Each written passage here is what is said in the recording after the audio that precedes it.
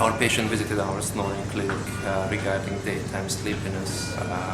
His wife is complaining about at night he's choking and he's stopped breathing.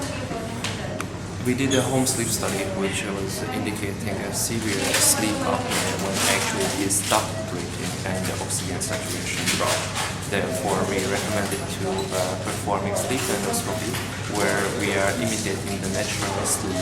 And we are with a camera, with a pen-sized camera, we are able to record where is the obstruction and parallel seeing the oxygen saturation.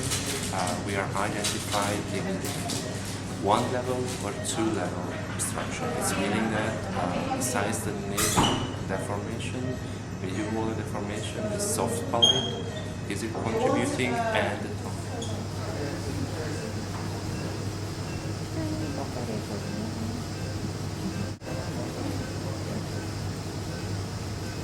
Please from your mouth. Here, down local. Soft palate and the uvula elongated,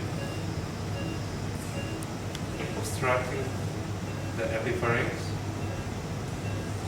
going deeper, and that's the epiglottis. The tongue base is quite enlarged, but nice and framed.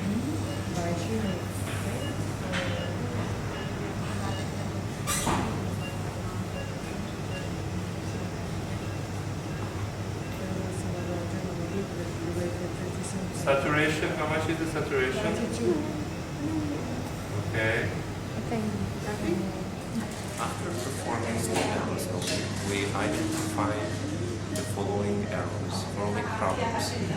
One of them, massive septum deviation, which is the middle of the nose, is obstructing the airway, and lateral turbinates are enlarged. Besides the nose, we identified massive blockage on the soft palate, which is actually obstructed.